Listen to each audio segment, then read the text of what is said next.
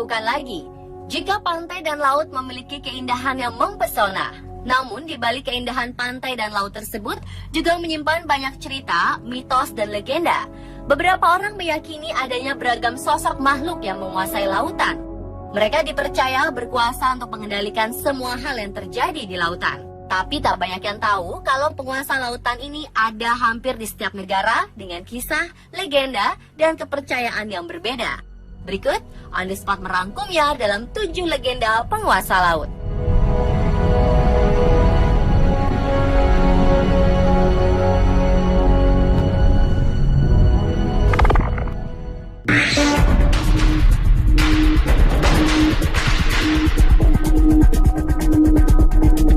Pemirsa, tragedi pesawat AirAsia masih menyisakan duka mendalam bagi tanah air. Pencarian korban masih terus dilakukan dan penemuan badan pesawat telah mendapat titik terang. Belakangan ini sejumlah tokoh adat dan paranormal setempat diundang untuk membantu proses pencarian pesawat naas tersebut. Kemudian muncul cerita rakyat setempat tentang ratu penguasa laut tempat jatuhnya AirAsia QZ8501 di Selat Karimata. Menurut salah satu tokoh adat Kalimantan, Gusti Kadran, konon Selat Karimata terkenal angker yang dipimpin oleh ratu penguasa laut itu bernama Ratu Junjung Buih.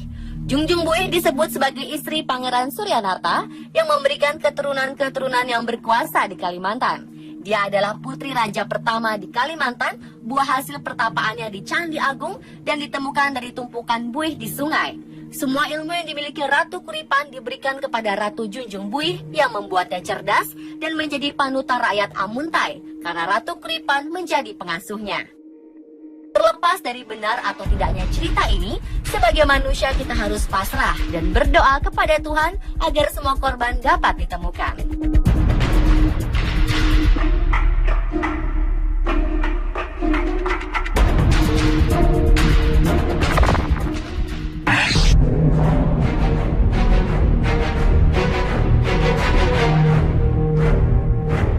Dalam mitologi Yunani, Poseidon dikenal sebagai dewa penguasa laut, sungai, dan danau. Poseidon selalu digambarkan sebagai seorang pria yang perkasa, berjenggot, dan membawa trisula. Satu pukulan dari trisulanya bisa membelah bumi. Poseidon terkadang digambarkan bertubuh setengah ikan dan mengendarai kereta yang ditarik oleh 2 ekor hipokampos. Seperti kebanyakan dewa laut, ia memiliki kemampuan untuk mengubah wujudnya. Tetapi Poseidon tidak memiliki kekuatan meramal. Figur Poseidon tidak mencirikan karakter keagungan seperti saudaranya Zeus, tetapi lebih mencerminkan ciri khas lautan yang bisa berubah-ubah, kadang bergejolak dan kadang tenang. Orang Yunani kuno percaya jika Poseidon adalah dewa yang menciptakan pulau-pulau baru dan membuat laut menjadi tenang. Tetapi jika Poseidon sedang marah, maka dia akan membenturkan trisulanya dan menyebabkan banjir, gempa bumi, dan kehancuran kapal laut.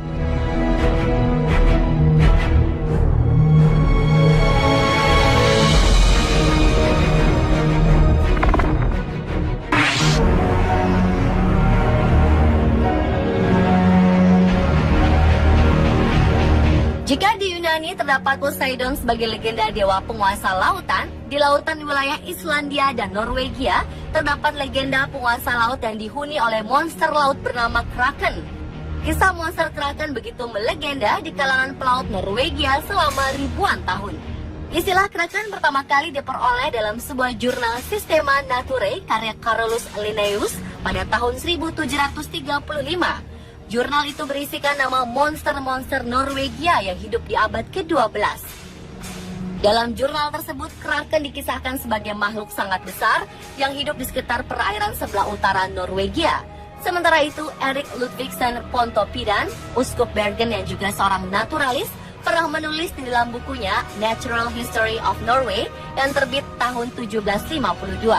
Menurut Pontoppidan, Kraken memiliki ukuran sebesar sebuah pulau yang terapung dan memiliki tentakel seperti bintang laut.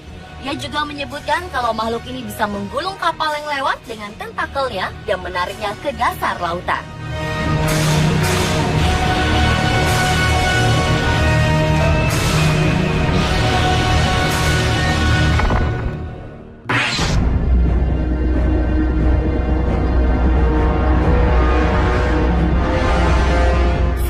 Dutchman dikenal sebagai legenda kapal hantu penguasa lautan. Seperti legenda-legenda pada umumnya, banyak versi mengenai kisah Flying Dutchman ini.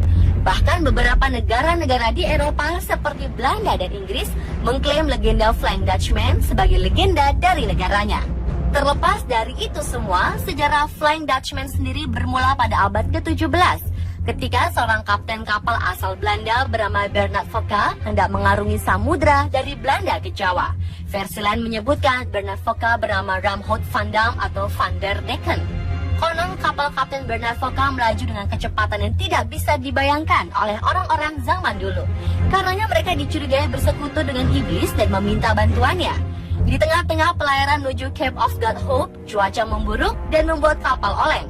Para awak meminta pelayaran dihentikan, tapi Bernard sang kapten tidak mau dan bersikeras ingin menerjang badai. Dengan keangkuhannya, yang terjadi justru kapal dihantam oleh badai. Akhirnya mereka terkutuk untuk terus berada di laut lepas selama-lamanya.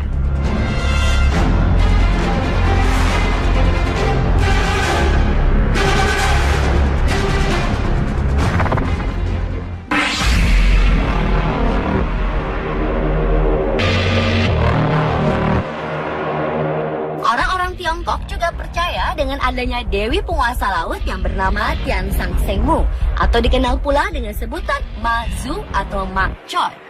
Karena hidupnya sederhana dan gemar berbuat kebaikan, masyarakat memanggilnya Lin Sang Ren atau Lin orang yang baik. Ma Zu sendiri sebenarnya adalah seorang gadis bernama Lin Mo yang dilahirkan di keluarga pejabat. Sejak kecil ia dikenal pintar dan mempunyai daya ingat yang baik. Ia juga mampu menyembuhkan orang sakit dan mengajar orang bagaimana untuk mencegah penyakit. Setelah berumur 28 tahun, ia memutuskan untuk naik ke puncak gunung dan menjadi seorang Dewi Laut.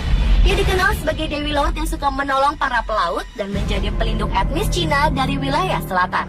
Semenjak zaman dinasti Song sampai dinasti Qing, tidak kurang dari 28 gelar kehormatan yang dianugerahkan oleh kerajaan kepada beliau.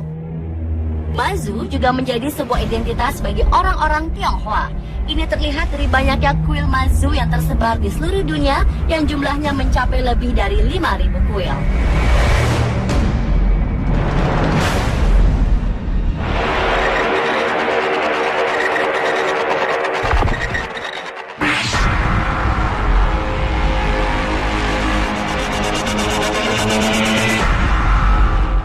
Selatan adalah sebutan yang ada pada umumnya merujuk pada dua tokoh, yaitu Kanjeng Ratu Kidul dan Nyi Roro Kidul.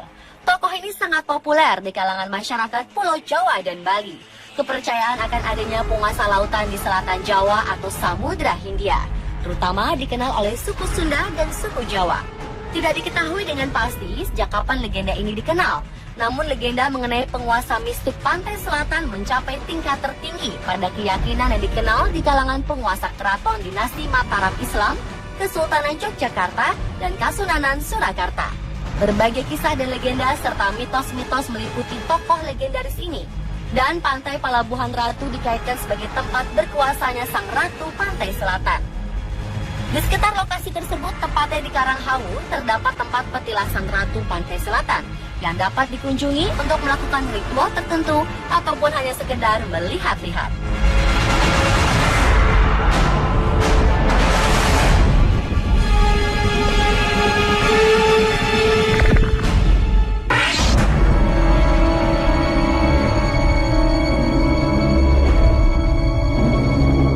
Ada cerita beredar di masyarakat Pekalongan tentang penguasa pantai utara Jawa atau dalam kepercayaan masyarakat Pekalongan dikenal dengan Dewi Lanjar.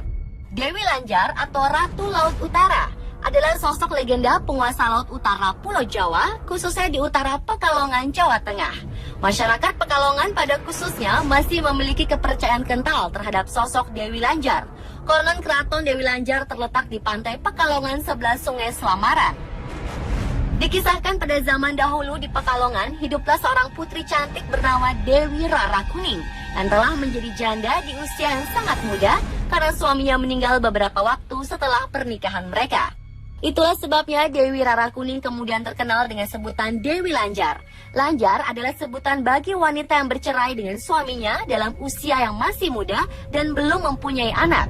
Karena dirundung duka, Dewi Lanjar memutuskan untuk meninggalkan kampung halamannya. dan bertapa di pantai selatan menghadap Ratu Kidul atas nasihat Raja Panembahan Senopati dan Mahapati Singorano. Konon dari pertemuan itu, Dewi Lanjar diperkenankan tinggal di pantai utara Jawa Tengah, terutama di Pekalongan.